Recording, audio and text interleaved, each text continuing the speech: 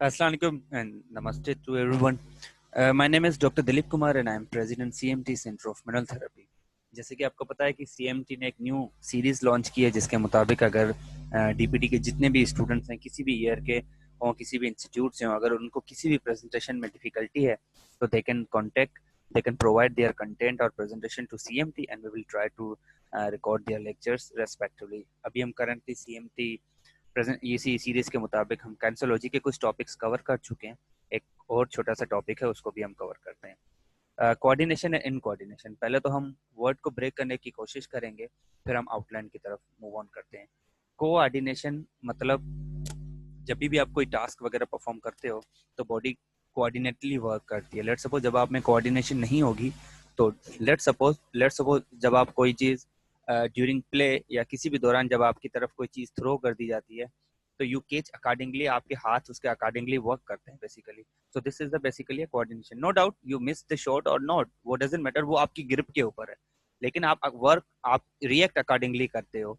कोई चीज आप जब वॉक करते हो तो आपके जो हाथ हैं उनको चलाने की जरूरत नहीं पड़ती, they swing basically automatically. What is that? This is basically a respond in order to maintain the balance. Basically आप कंट्रोल कर सकते हो उसको, लेकिन आप स्टार्ट खुद से नहीं करते, इट बिकम्स नेचुरल। आप देखोगे सबके डिफरेंट जो है पैटर्न। जब आप वॉक करते हो, जॉग करते हो, रनिंग करते हो, रनिंग में आप देखोगे आपके multiple body joints, in fact all the body is basically reacting. जब आप जंप लगाते हो या कोई भी आप मूवमेंट करते हो, कोई भी छोटा सा टास्क भी जब एक्टिविटीज ऑफ डेली लिविंग में भी करते हो, so the body is basically coordinated and controlled by the brain. Ultimately CNS उसको कंट्रोल करता है, सेंट्रल नर्वस सिस्टम, जिसमें ब्रेन एंड स्पाइनल कॉर्ड आ जाता है। मजीद हम इसको मजीद डिटेल में पढ़ेंगे। The outlines that you have, the neuromuscular coordination, nerve और मसल के बीच की जो कोऑर्डिनेशन है। A muscle is nothing without a nerve. जब तक नर्व की स्टिमुलस नहीं आएगी तब तक मसल रिएक्ट नहीं कर पाएगा। तभी a muscle will work until and unless it's supplied or activated by the nerve, and every muscle is a nerve supply. A nerve supplies to all the muscles, and basically they gives the messages in order to contract or relax basically. So the coordination between them is neuromuscular until and unless it is disturbed by any other trauma or condition. जब तक अगर कोई और abnormality नहीं होती, just like कोई भी चीज है, पार्किंसन है, सेरेब्रल पाल्सी है, and the main center for the balance and coordination is your cerebellum. Okay, coordinated movement, just I gave the example कि जब हम walk करते हैं, jog करते हैं, तो हमारे सारे body के part जो है work करते हैं, they basically they are doing in coordination. एक team work है basically। multiple कोई भी task आपने let's suppose कप उठाया, आप टेबल से जब आप कप उठाते हो तो आपके रिस्ट के जॉइंट उसके अकॉर्डिंगली काम करते हैं, आपको उसको बताने की जरूरत नहीं पड़ती। रिस्ट आप एक्सटेंशन में जाएं, फ्लेक्शन में जाएं, एल्बो फ्लेक्शन करो, एक्सटेंशन नहीं, आप जस्ट हाथ मूव करते हैं and the whole body is guessing, क्योंकि बॉडी को पता है कि आपने ये चीज उठानी है। So the whole body is getting the messages from the brain to the muscles respectively, which muscle need to be contracted, which muscle need to be relaxed in order to perform a desired task basically। आपका जो desired task है, जो आपको चाहिए उस काम के लिए, until and unless if it is normal, अगर वो abnormal है तो definitely you need to guide the muscles properly। लेकिन अगर वो नॉर्मल ब्रेन है, नॉर्मल मसल वर्क कर रहा है तो वो कोऑर्डिनेशन में काम करेगा। मसल जिसने रिलैक्स होना वो रिलैक्स हो जाएंगे, जिसने कॉन्ट्रैक्ट होना है वो contract. So this is again a group of action of muscle. Let suppose कुछ ऐसे एक्शंस होते हैं जिसमें आपके किसी भी एक प्योर मसल को आप कभी भी कॉन्ट्रैक्ट नहीं करा सकते। अगर बॉडी है तो बॉडी सिंक्रोनसली वर्क करती है, कोऑर्डिनेशन में वर्क करती है। तो समटाइम एक एक्शन के लिए आपको बहुत सारे मसल्स से जो है वो बहुत सारे मसल्स काम करते हैं तो जाके एक एक्शन परफॉर्म होता है। और समटाइम ऐसा भी होता है कि बहुत सारे एक्शंस होते हैं तो मसल्स जो है वो कम हो जाते हैं, लेकिन एक्शन टास्क जो है वो परफॉर्म हो जाते हैं। तो this is the basically group action of muscle. Let's suppose जब आप हिप की फ्लेक्शन करते हो तो you have a group of muscles, quadriceps, Sartorius, anterior compartment के जितने भी मसल्स हैं। आप हिप की एक्सटेंशन करते हो, you have a hamstring, you have a gluteus Maximus and all the other structures also that they help. So this is basically a group action of muscles.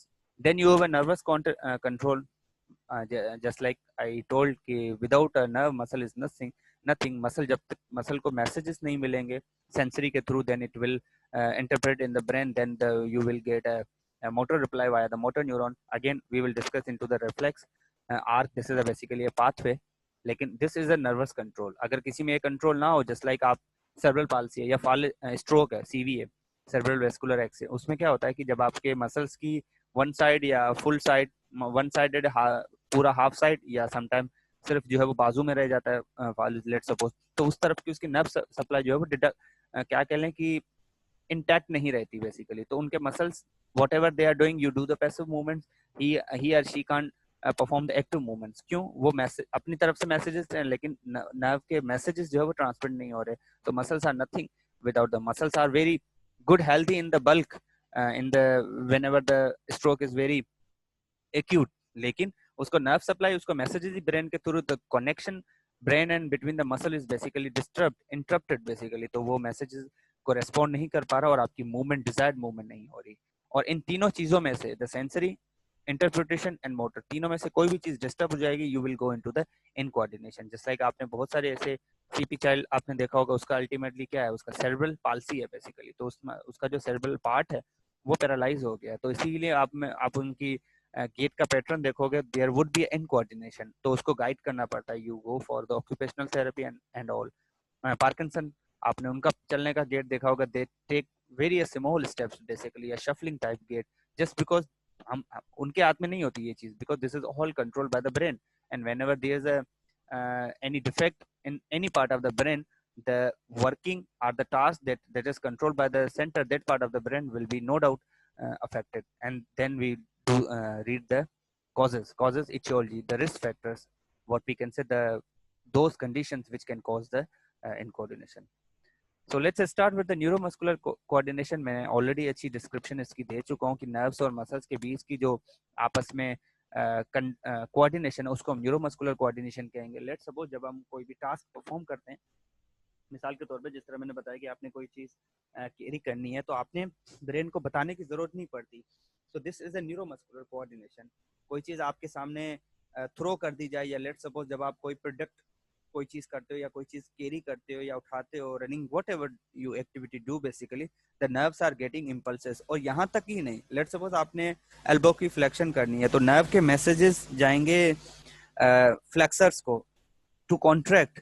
उसी दौरान ये फैसिलिटेटरी मैसेजेस होंगे, उसी दौरान जो आपके अपोजिट एंटागोनिस्टिक हुए in order to elbow flexion, यहाँ पे एंटागोनिस्टिक कौन हुआ, एल्बो का एक्सटेंसर्स बेसिकली, उनको एक इनहिबिटरी मैसेजेस जाएगा कि वो रिलैक्स हो जाए, क्योंकि अगर दोनों मसल्स एक साथ काम करेंगे you can't perform the movement. So whenever a movement is need to be perform, the agonist will get a facilitatory messages while the opposite will get a inhibitory or relaxing messages, so that a movement should be performed easily. So this is the basically a coordination. ये हम this is basically a reciprocal inhibition. हम किसी और इसको हम अलग technique topic में cover करेंगे, लेकिन एक पॉइंट में बस कोऑर्डिनेशन बता रहा हूँ। और under the control of brain ये वर्क करते हैं, as I already told the basically the CNS, central nervous system, जिसमें ब्रेन एंड आपका स्पाइनल कॉर्ड आता है।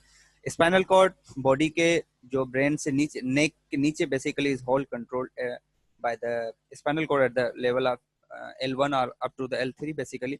लेट सपोज जो माइनर रिफ्लेक्सेस होते हैं, जो बिल्कुल जिनको बहुत ही क्विक रिस्पॉन्ड या रिप्लाई की जरूरत होती है, they are not controlled, not always controlled by the brain, but they are controlled spinal cord sometime at itself. वो खुद ही उसको कंट्रोल कर लेता है, ब्रेन को भेजने की जरूरत नहीं होती। लेट्स सपोज अगर आपका किसी शार्प ऑब्जेक्ट और फायर, आग वगैरह पे हाथ पड़ता है, फौरी तौर पे आप उसको रिमूव कर देते हो हाथ को, विड्रॉल रिफ्लेक्सेस जिसको हम कहेंगे। So these reflexes are ultimately controlled by the sometime by the spinal cord itself. So this is basically follow a path, जिसको हम reflex movement arc या reflex pathway कहते हैं, वो है। So this is the again a coordination basically. Then you have two types of the coordination, the intramuscular and the intermuscular. जो intramuscular, as you can see the picture, the number of muscle fiber that can be controlled synchronously by the CNS within a certain muscle. As you can see in your left side picture, intra and intermuscular. When you talk about just like मैंने से कहा कि muscle जो है nerve के बगैर कुछ भी नहीं है। जब हम मसल्स की नर्व सप्लाई जो होती है, जब वो अंदर हम जाएंगे, we know that the muscle is no doubt buildup of the many muscle fibre, जिसको मायोफिब्रिल्स कहते हैं। तो जो स्पाइनल नर्व सप्लाई करती है मसल फाइबर्स को, वो बेसिकली एक स्पाइनल नर्व जिसको मायोटोम कहते हैं, ईच स्पाइनल नर्व जो कि सप्लाई करती है can supply the multiple myofibril, multiple muscle fibres, as you can see on your right side basically, कि एक जो नर्व आ रही है जिसको ये स्पाइनल नर्व है, तो वो मल्टीपल मसल फाइबर्स को बेसिकली सप्लाई दे रही है। तो जब आप उस कोऑर्डिनेशन की बात करोगे कि वैसे ये सारे मसल फाइबर किसके, एक ही मसल के ना, बात एक मसल की हो रही है, लेकिन उसके फाइबर्स बहुत सारे हैं, लेकिन उनको सप्लाई अगेन कौन कर रहा है? Spinal nerve. तो जब आप ऐसी कोऑर्डिनेशन की बात करोगे जिसमें नंबर ऑफ जो मस्कुलर फाइबर्स हैं they are again controlled by the nervous system, लेकिन एक within certain or specific muscle, so you are talking about the intramuscular coordination. But when we talk about the different group of muscles, जिसको हम intermuscular coordination, the coordination within the different muscles and the group of muscles, these are needed for the different task and movement. And now come to the second, intermuscular. Just like the different muscles are mentioned, the bicep, tricep. So when you go for, जब आपने elbow की flexion करनी है उसी वक्त elbow के जो tricep है, जो वो हैं tricep and anconeus, उनको मैसेज जाता है for a relaxation, just like I said. So what is this? This is basically intermuscular coordination. Where they are needed, they are basically used for the sclerotic movement, for the stabilization of the joints and the stabilization of the body positioning. जब हम walk करते हैं, running करते हैं, तो हमारी body position में maintain करने के लिए हमारे मसल्स भी यूज होते हैं, हमारे जॉइंट्स भी यूज होते हैं। कुछ स्टैंडिंग, लेट्स सपोज अगर आप नी की फ्लेक्शन करके स्टैंडिंग खड़े हो जाएं तो आप ज्यादा देर टिक नहीं पाएंगे। So body will basically do the straightening of the knees in order for a prolonged standing basically. So again this is a intermuscular coordination. तो जब आप मसल, एक ही मसल के डिफरेंट मसल फाइबर्स की कोऑर्डिनेशन की बात करोगे, you are talking about the intramuscular. लेकिन जब आप डिफरेंट मसल की बात करोगे और उनके बीच की कोऑर्डिनेशन, उनकी जॉइंट्स की coordination, you are talking about the intermuscular. Okay, so coordinated movement just like the picture is showing basically hamstring in action. जब हम रनिंग करते हैं, वॉक करते हैं, तो आपकी ऑटोमेटिकली जो हिप है, लोअर एक्सट्रीमिटी है, वो एक्सटेंशन में जा रही है, फ्लेक्शन में जा रही है, कंट्रोल्ड है। आप नी स्ट्रेटनिंग के साथ रनिंग नहीं कर सकते। You must need to be flex, not always, हर वक्त नहीं, लेकिन आपने नी की फ्लेक्शन एक्सटेंशन होती रहती है जब हम रनिंग करते हैं definitely. So what is this? Basically coordinated movement. So coordinated movement जो कि स्मूथ हो, एक्यूरेट हो, पर्पसफुल हो। एंड पर्पसफुल मतलब जिस काम के लिए हम कर रहे हैं उसी वक्त। जस्ट लाइक इनकोऑर्डिनेशन होगी तो वहां पे आप मूवमेंट कोई और कराओगे लेकिन हो कोई और रही होगी। जस्ट लाइक मैंने एग्जांपल दिया कि पार्किंसन में क्या होता है, वो स्टेप्स बड़े लेना चाह रहा होता है लेकिन वो नहीं ले सकता because no doubt due to some defect by the integrated motions of the many muscle. Ultimately movement होगी तो definitely under the control of muscle. जब muscle contract करेंगे तो आपकी movement होगी। Just like the walking, जो left upper limb है, they coordinatedly with the lower limb. मैंने example दिया कि जब आप अपना राइट पैर जो है, जब आप अपना राइट पैर जो है वो आगे रखोगे तो आपका लेफ्ट पैर ऑटोमेटिक, लेफ्ट जो बाजू है, जो आर्म है, वो आपके आगे ऑटोमेटिकली आगे हो जाएगी। What is this? Basic due to the counter traction of the trunk. लेकिन again this is the coordination. आप सिर्फ पैरों को चलाते हो वर्क करने के लिए, हाथों को नहीं। लेकिन हाथ जो आपके आर्म्स हैं, जो अपर एक्सट्रीमिटीज है, they are swinging automatically. So what is this? Is basically a coordination in order to move for a proper, आप इसको कंट्रोल जरूर कर सकते हो।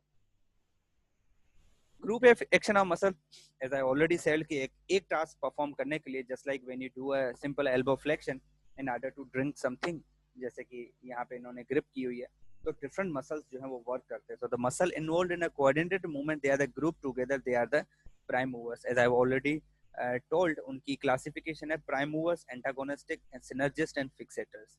प्राइम मूवर वो होते हैं जो मेन किसी काम के लिए रेस्पॉन्सिबल होते हैं। जब आप एल्बो की फ्लेक्शन करते हो, लेट्स सपोज सुपाइन पोजीशन में एल्बो की अगर आप फ्लेक्शन कर रहे हो, तो bicep is more responsible. Here the bicep and the other muscles, they are the basically agonist. Prime mover मतलब जो प्राइमरी मूवमेंट कराते हैं, और उसी मूवमेंट को अपोजिट करने वाले, जस्ट लाइक द एंटागोनिस्टिक, उनको एंटागोनिस्टिक कहेंगे। तो यहाँ पे एल्बो की फ्लेक्शन में कौन होंगे? ट्राइसेप, आपके tricep and anconeus, they are the opposite opponent basically. So this is the classification also given in the Kim Jones books. Contraction of the prime mover, they result in the movement of joy, while the reciprocal relaxation of the antagonistic control the movement. मैंने बताया था कि जब आप elbow की flexion करते हो कोई भी चीज, let's suppose you are drinking tea, you are taking tea basically, तो आपने कप उठा के एल्बो की आप फ्लेक्शन करोगे। जब आप एल्बो की फ्लेक्शन करोगे, mean while the elbow flexion, your tricep must be relax. अगर आपके ट्राइसेप एंटागोन, जो यहाँ पे एंटागोनिस्ट का रोल प्ले कर रहे हैं, अगर वो रिलैक्स नहीं होंगे तो आपकी एल्बो फ्लेक्स, क्योंकि दोनों तरफ से वो पुल करेंगे, अगर ट्राइसेप भी कॉन्ट्रैक्ट हो रहे हैं, एल्बो के फ्लेक्सर्स भी कॉन्ट्रैक्ट हो रहे हैं, तो मूवमेंट कैसे परफॉर्म होगी? तो एक ने रिलैक्स, इसी तरह जब आप ट्राइसेप को एक्टिवेट करोगे, एल्बो की एक्सटेंशन करते हो, उसी वक्त आपके बाइसेप रिलैक्स होंगे ताकि आपकी एल्बो की स्ट्रेटनिंग हो जाए। वरना आपका एल्बो एक्सटेंशन में नहीं जाएगा क्योंकि बाइसेप इधर से पुल कर रहा है और ट्राइसेप उधर से। ओके, सिनर्जिस्ट बेसिकली इसको हम अलग से कभी यहाँ पे एक रेसिप्रोकल रिलैक्सेशन का वर्ड, रेसिप्रोकल मतलब opposite, Synergists either alter the direction of pull of the prime mover or stabilize the joint. Synergists basically वो क्या करते हैं, या तो जॉइंट को स्टेबलाइज करते हैं जब मूवमेंट हो रही हो, मतलब एक्सेसिव मूवमेंट की बात हो रही है। मिसाल जब हम कोई भी मूवमेंट परफॉर्म करते हैं, अब इसी मूवमेंट की बात करें, जब हम एल्बो की फ्लेक्शन करेंगे, we know that the bicep is the elbow flexor, but we also know that the bicep is also a supinator. Bicep यहाँ पे सुपिनेटर भी है, बाइसेप यहाँ पे एल्बो की फ्लेक्शन भी करता है, एल्बो का फ्लेक्सर भी है और सुपिनेटर भी है। लेकिन हमें मीनवाइल कोई एक मूवमेंट चाहिए, लेट्स सपोज हमें सिर्फ एल्बो की फ्लेक्शन चाहिए मिसाल, तो जब एल्बो की फ्लेक्शन हम कराएंगे, we know that the bicep is also a supinator, लेकिन हमें सिर्फ एल्बो की फ्लेक्शन चाहिए, तो यहाँ पे सुपिनेशन को न्यूट्रलाइज करने के लिए जो प्रोनेटर्स हैं वो एक्टिवेट हो जाएंगे। ये ultimately it is controlled by the brain in order to neutralize the action of pronators supinators. तो जब सुपिनेशन माइनस हो जाएगी न्यूट्रलाइज करने के लिए, तो अल्टीमेटली आपको कौन सी मूवमेंट मिलेगी, आपको एल्बो की फ्लेक्शन। मीनवाइल सेम, आपको सुपिनेशन चाहिए, आपको एल्बो की फ्लेक्शन नहीं चाहिए। लेट्स सपोज मैं जस्ट एग्जांपल दे रहा हूँ, तो अनडिजायर्ड जो मूवमेंट्स हो रही हैं उनको कैंसिल करने के लिए, उनके जो अपोजिट मसल्स को एक्टिवेट करके उन अनडिजायर्ड मूवमेंट को कंट्रोल करके उनमें से जो डिजायर्ड मूवमेंट है उनको निकालना, this is basically a role of synergist. So either they alter the direction of pull of the prime mover और ultimately they desire they stabilize the joint in which the movement is not required basically. और जो fixators होते हैं ये basically नाम ही बताते हैं fix करना। मिसाल के तौर पे जब हमने किसी चीज को थ्रो किया, when you pick a something and in order to throw, तो जब आप शोल्डर पे काम ले रहे हो उसी दौरान जो फिक्सेटर मसल्स होते हैं किसी भी, हमें पता है कि शोल्डर जॉइंट में स्केपुला का बड़ा रोल है, जो हम स्केपुलर ह्यूमरल रिदम पढ़ते हैं बेसिकली। तो स्केपुला को फिक्स करना या किसी भी बोनी पार्ट को उसके हद में, उसकी बाउंड्री में फिक्स करना बड़ा लाजम होता है। तो यहाँ पे रोल प्ले होता है फिक्सेटर्स का, कि जब भी आप मूवमेंट परफॉर्म करते हो कोई भी, उसी जॉइंट पे मौजूद कुछ मसल्स क्या होते हैं, एक्टिवेट होके उस जॉइंट के बोनी पार्ट जो मिलके जॉइंट बनाते हैं उन बोनी सरफेसेस को स्टेबलाइज कर देते हैं। Now coming to the example, just like when you throw something, आप कोई चीज पिक करते हो, बॉल, पत्थर, व्हाटएवर, आप उसको कैरी करके पीछे की तरफ लेके आपने बहुत दूर तक फेंकना है मिसाल के तौर पे, उसी दौरान कोई मसल एक्टिवेट हो गए, जस्ट लाइक द ट्रेपेजियस लेविटरी लेविटर स्केपुली, ये क्या करते हैं, स्केपुला को स्टेबलाइज कर देते हैं। क्यों? उनको पता है कि अब जो नेक्स्ट एक्शन होने वाला है उसमें एक फोर्सफुल प्रेशर हमने अप्लाई करना है। तो बेसिकली जॉइंट को डिसलोकेशन या इंजरी से बचाने के लिए वो दोनों बोनी सरफेसेस को मैक्सिमली स्टेबलाइज कर देते हैं ताकि एक्शन जो है वो ठीक से परफॉर्म हो जाए। अगेन आई मीन ये टाइप्स ऑफ मसल कॉन्ट्रैक्शन हम डिटेल में पढ़ेंगे, लेकिन एक छोटा सा डिस्क्रिप्शन यहाँ पे वर्ड था। तो what the topic is basically a group action of muscle. Then you have a nervous control. We know there is a motor pathway, the cerebral cortex, the cerebellum, the kinesthetic sensation. What is the motor pathway? जैसे कि मैंने बताया कि जब आप का muscle जो है वो डिपेंडेंट होता है नर्व्स के ऊपर, the action of each muscle group is dependent on the afferent impulses which receive it by the motor pathway. किस तरह होता है कि अगर पिक्चर में देखें, ब्रेन है, उसके नीचे स्पाइनल कॉर्ड है, collectively they are the CNS. जो स्किन है वो एक ऑर्गन है, आप स्किन पे कोई भी पिन वगैरह टच करते, वैसे ये रिफ्लेक्स में है लेकिन मैं एक जनरल बता रहा हूँ, स्किन पे कोई भी चीज जब टच होगी, लेट सपोज आप किसी को नीडल लगाते हो, तो वहां पे जो सेंसरी रिसेप्टर्स हैं सबसे पहले वो रिसीव करेंगे, तभी उनका नाम रिसेप्टर्स है। वो रिसीव करेंगे जो भी सेंसरी रिसेप्टर्स हैं, अगर फायर है तो वहां पे थर्मो रिसेप्टर्स होंगे, जो भी हैं।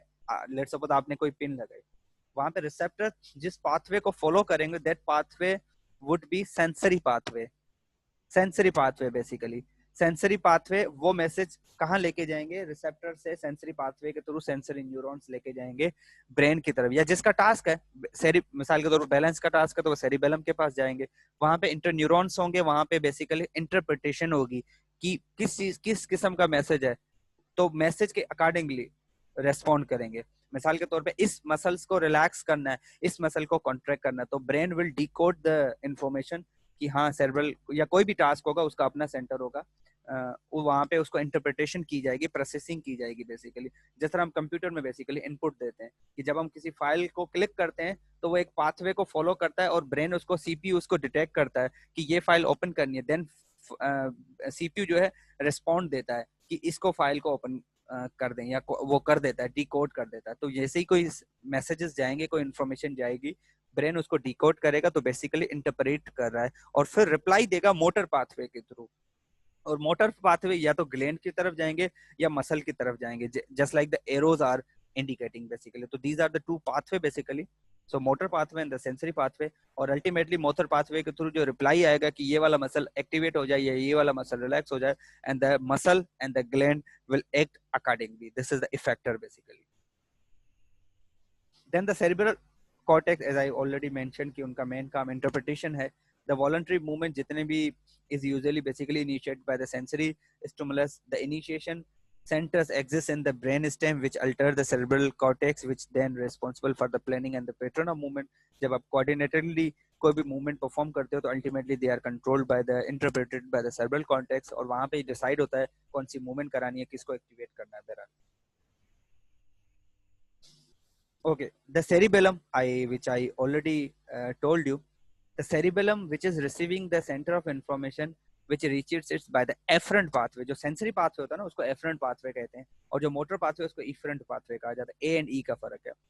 Efferent pathway, they conveying the impulses of kinesthetic sensation from the periphery and from other parts of the brain, including the vertebral, cerebral cortex and the vestibular nucleus. Let's suppose कोई भी चीज जब आप positioning, just like the lady is basically what she is doing, basically wearing a shoe, basically वो अपने shoes को जो है वो पहन रही है, तो उसको कोऑर्डिनेट, ये पोजीशन मेंटेन करने के लिए कौन कंट्रोल कर रहा है? ब्रेन को message. This is a completely unbalance imbalance position basically. इसमें तो बंदा गिर सकता है, ज्यादा टाइम टिक नहीं सकता.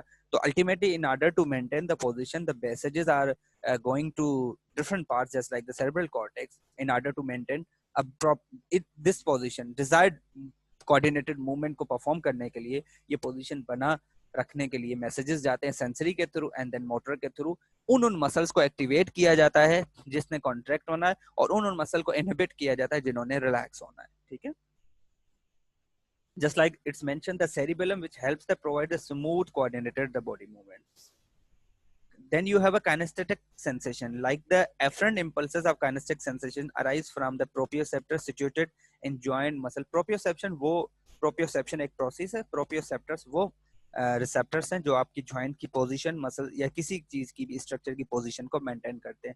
Just like as you can see when you pick something, when you do something, like कोई भी आप एक्टिविटी परफॉर्म करते हो, लेट्स सपोज आप अपनी balance, I is also playing a very की रोल इन बैलेंस. आपको कोई चीज प्रिकल करनी है तो आप पहले आंखों को फिर पोजीशन को नहीं देखते, आप फौरी तौर पे वो चीज उठा के लेके जाते हो, वो चीज उठाते हो. तो basically this is basically a positional response. वो कहाँ से रेस्पॉन्स हो रहा है? जॉइंट की पोजीशन. कोई चीज आपने उठानी है तो ऑटोमेटिकली आपकी जॉइंट की पोजीशन, आपने मसल्स की position. When you wear a glasses, जब आप अपने ग्लासेस पहनते हो मिसाल के तौर पे, तो आप ऐसा नहीं, आप ग्लासेस को देखते हैं, फिर आप अपने आंखों को देखते हैं, फिर आप आईने में देखते हैं, then you wear a glass. इस तरह नहीं, आप फौरी तौर पे ग्लासेस उठाते हैं और देन आप डायरेक्टली जो है उसको पहन लेते हैं. तो आप उसकी जॉइंट की जो पोजीशन है वो उसके अकॉर्डिंगली बॉडी की रेस्पॉन्ड करती है जहाँ पे जो चीज पड़ी हुई है. या जैसे आप खाना खाते हैं, निवाला उठाते हैं, मिसाल के तौर पे पानी पीते हैं, तो ऐसा नहीं आप पहले मुंह को देखते हैं, फिर ग्लास को देखते हैं, फिर जॉइंट, फिर आप दोनों के डिस्टेंस मेजर करते हैं, then you do the movement. आप कोऑर्डिनेटेडली वर्क करते हैं. तो what is this? Basically kinesthetic sensation. जो एफरेंट आपके इंपल्सेस होते हैं और वो आपके कहाँ से उठते हैं? बेसिकली प्रोप्रियोसेप्टर्स में से. और प्रोप्रियोसेप्टर्स क्या है? ये जॉइंट की पोजीशन, मसल्स की पोजीशन, टेंडन की पोजीशन में ये लोकेटेड होते हैं और उनकी पोजीशंस को बेसिकली मेंटेन करते हैं. Then you have in coordination. इन तीनों पाथवे में से input sensory pathway, the interpretation जो कि ब्रेन में होगी, एंड द आउटपुट मतलब मोटर पाथवे, मोटर न्यूरॉन्स के थ्रू. इन तीनों में से कोई भी चीज डिस्टर्ब रहेगी तो you will get in coordination basically. Like the jerky, वहां पे क्या था? स्मूथ. तो यहाँ पे जर्की मूवमेंट्स होगी, वहां पे रिदमिक, यहाँ पे एरिदमिक एंड इनएक्यूरेट, वहां पे एक्यूरेट मूवमेंट्स थी. तो तीनों को आप उलट बना लो तो आपकी जो मूवमेंट प्रोड्यूस होगी वो इन कोऑर्डिनेटेड मूवमेंट होगी, और जो प्रोसेस होगा that would be called as incoordination. That is it is caused by the interference with the function of any one of the factor which contribute to production of coordinated. जितने भी coordinated movement है, sensory आपका ठीक होना चाहिए, आपकी interpretation ठीक होनी चाहिए, आपका मोटर, इन तीनों में से कोई भी चीज डिस्टर्ब होगी, you will ultimately get the incoordination. Example मैंने दे दिया, कोई भी वजूहत हो सकती है. Just like the associated with weakness of muscle, अगर आपके मसल्स वीक हैं तो डेफिनेटली आप वो मूवमेंट नहीं परफॉर्म कर पाओगे. Ultimately there would be coordination, in coordination. Associate with spasticity of muscle, cerebral palsy में मसल्स की स्पास्टी हो जाती है, मसल स्पाज्म हो जाते हैं, मसल्स बेसिकली जो पट्टे हैं वो अकड़ जाते हैं बेसिकली. तो अगेन वो फुल रेंज अचीव नहीं कर सकता, अल्टीमेटली वो मूवमेंट परफॉर्म नहीं कर पाएगा. Resulting from cerebral lesion just like the cerebral palsy. Incoordinate resulting from loss of kinesthetic sensation, किसी भी वजूहत. Parkinson is the best example जिसमें आप पोजीशन मेंटेन नहीं कर पाते. And the picture is showing जो आपके राइट साइड पे है जो baby, this is basically a floppy condition. Floppy, FLOPPY, hypotonia. जब आपकी we know that what is the tone, basically is a partial state of contraction. हम किसी भी पोजीशन में रहते हैं, हमारे मसल्स में एक रेजिस्टेंस रहती है, बेसिकली एक टोन रहती है बेसिकली, जिसको जो है वो पार्शियल स्टेट ऑफ कॉन्ट्रैक्शन रहती है.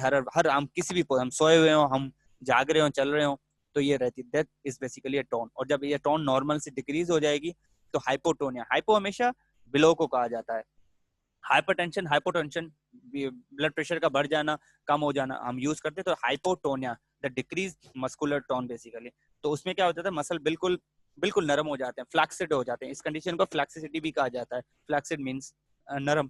तो मसल बिल्कुल फ्लॉपी, फ्लैक्सिड हो जाते हैं. और उसको कोई भी position, just like as you can see, उस बेबी को उठाया जैसे हम उसको बाजू से उठा रहे हैं, तो उसकी जो नेक है जो वो विथ होल्ड नहीं कर पा रहा, because the muscles are basically, जो फ्लैक्सर्स हैं वो वीक है.